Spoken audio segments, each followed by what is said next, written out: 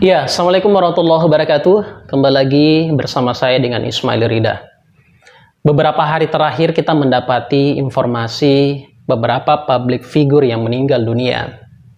Ada Ibu Rahmawati Soekarno Putri, ada Ki Mantep. Beberapa hari yang lalu juga ada Mbak Yu yang dikenal sebagai paranormal yang cukup kontroversial di Indonesia. Nah, yang cukup menarik dan yang menimbulkan perdebatan di tengah-tengah kita di masyarakat adalah terkait dengan kewafatan seorang Mbak Yu. Kabarnya Mbak Yu ini bahkan sudah meramal jauh-jauh hari kapan ia akan meninggal dunia. Yang menjadi persoalan adalah apakah betul kita ini sebagai manusia bisa mengetahui kapan kita akan meninggal. Saya teringat dengan cerita-cerita di masa waktu saya masih kecil. Jadi di kampung saya itu bahkan ada orang tua yang bisa mengetahui hari apa ia akan meninggal dan di jam berapa ia akan meninggal. Yang ketika hendak meninggal, dia sudah memanggil semua keluarganya untuk datang ke sana sebagai pertemuan terakhirnya sebelum dia wafat. Dan cerita-cerita seperti ini bukan hal yang baru. Dan bukan cuma satu dua, tapi cukup banyak di lingkungan masyarakat kita. Beberapa orang juga punya firasat kapan dia akan meninggal. Misalnya dia membuat semacam status di media sosial. Ada juga yang terkesan memberikan pesan-pesan kepada keluarganya. Tapi kadang-kadang kita sebagai keluarga itu tidak mengetahui bahwa itu adalah merupakan pesan terakhir dari si almarhum. Misalnya seperti itu.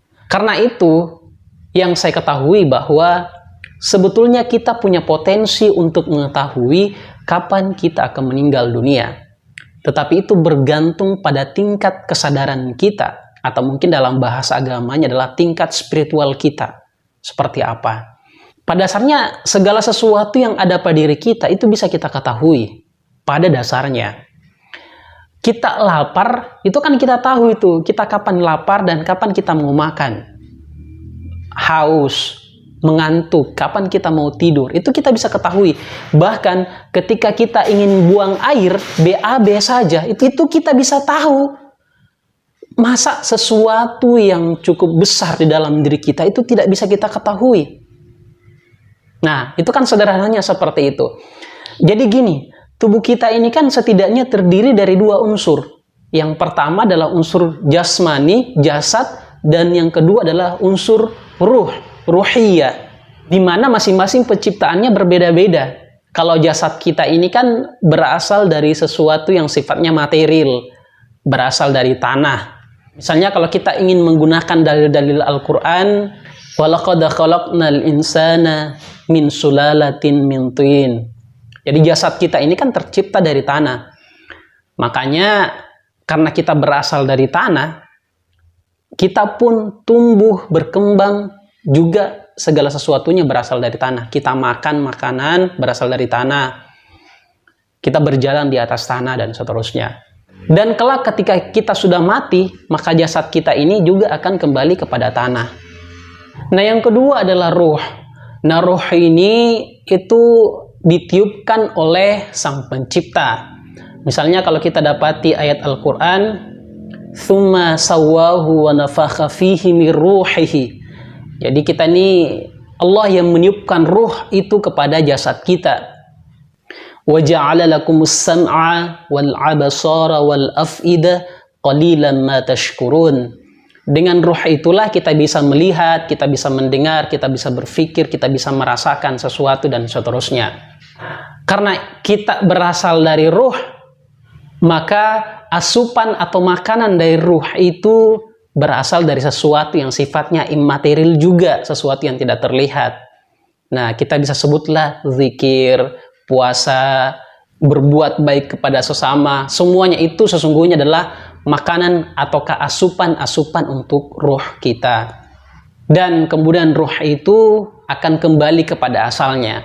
Nah, di sanalah berlaku misalnya ayat innalillahi wa inna ilaihi raji'un. Karena pada dasarnya ini kita berasal dari Tuhan dan akan kembali kepadanya. Yang kembali itu adalah ruh kita. Yang menjadi pertanyaan kemudian adalah, masa roh kita akan berpisah dengan jasad, kita tidak bisa ketahui. Nah, sebetulnya kita punya pengetahuan ke sana, tetapi bergantung pada tingkat kesadaran kita. Kita sadar nggak tentang diri kita? Kita ketahui nggak diri kita? Nah, semakin tinggi tingkat kesadaran kita terhadap diri kita dan pencipta kita, maka semakin kita akan mengenali diri kita dan semakin kita akan mengenali kapan jasad ini akan berpisah dengan ruh. Jangankan ruh, sesuatu yang kita lakukan sehari-hari saja, ketika tingkat kesadaran kita sudah menurun, itu tidak bisa kita kenali. Kenapa anak bayi masih ngompol, masih kencing sembarangan, berak sembarangan? Karena tingkat kesadarannya belum sempurna. Ataukah orang-orang tua yang sudah pikun, yang sudah uzur, itu kan mereka juga kadang-kadang kelakuannya kayak anak kecil. Buang air sembarangan, ngompol di tempat tidur, bahkan dirinya saja tidak bisa dia urusi. Kenapa? Karena tingkat kesadarannya sudah menurun. Kalau bayi tadi, tingkat kesadarannya belum sempurna, sementara orang tua itu tingkat kesadarannya yang menurun. Nah, orang-orang yang punya kesadaran terhadap dirinya yang tetap stabil, bahkan bisa terus meningkat dari waktu ke waktu, maka ia bisa dengan mudah mengenali kapan jasadnya akan berpisah dengan rohnya. Nah, karena itu misalnya ada sebuah riwayat yang mengatakan, "Man 'arafa nafsahu faqad 'arafa rabbah." Siapa yang mengenal dirinya, maka dia akan mengenal Tuhannya. Karena itu teman-teman sekalian, mari kita kenali diri kita, mari kita sadari tentang realitas diri kita, agar kita bisa juga mengenal Tuhan kita. Demikian, mudah-mudahan bermanfaat. Kalau ada yang ingin ditanyakan atau mungkin ingin berdiskusi dengan saya, Anda bisa tinggalkan komentar di bawah ini. Terima kasih, sampai jumpa di video berikutnya. Assalamualaikum warahmatullahi wabarakatuh.